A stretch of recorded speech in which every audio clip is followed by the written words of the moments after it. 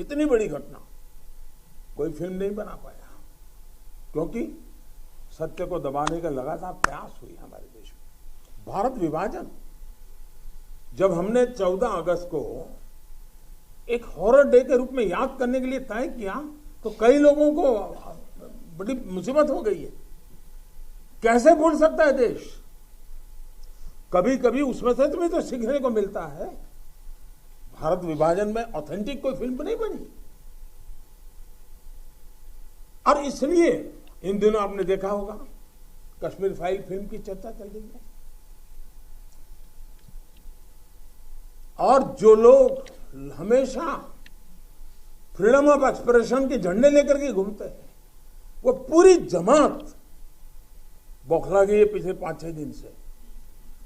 और ये फिल्म का तथ्यों के आधार पर, आर्ट के आधार पर उसकी विवेचना करने के बजाय उसको डिस्क्रेडिट करने के लिए बड़ा मुहिम चला है। आपने देखा होगा एक पूरी इकोसिस्टम, कोई सत्य उजागर करने का साहस करे, उसको जो सत्य लगा उसने प्रस्तुत करने की कोशिश की, लेकिन उस सत्य को न समझने की तैयारी, न स्वीकारने की तैयारी है, न ही दुनिया इसको देखे इसके लिए उनकी मंजूरी है। जिस प्रकार का षड्यंत्र पिछले 5-6 दिन से चल रहा है।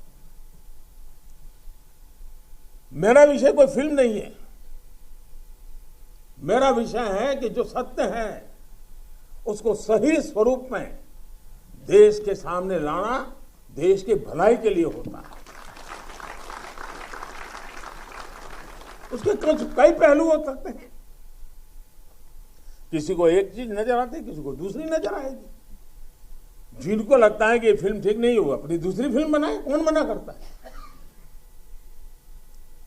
लेकिन उनको हैरानी हो रही है कि जिस सत्य को इतने सालों तक दबा करके रखा, उसको तथ्यों के आधार पर जब बाहर लाया जा रहा है और कोई मेहनत करके ला रहा है, तो उसको पूरी इकोसिस्टम लग गई है, पूरी इकोसिस्टम लग गई है।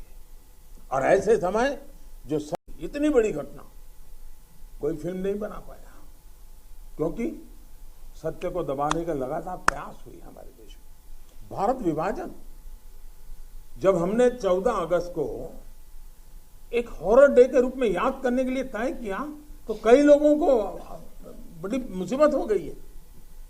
कैसे भूल सकता है देश? कभी कभी उसमें से तुम्हें तो सीखने को मिलता है। भारत विभाजन में ऑथेंटिक कोई फिल्म नहीं बनी, और इसलिए इन दिनों आपने देखा होगा कश्मीर फाइल फिल्म की चर्चा चल रही है।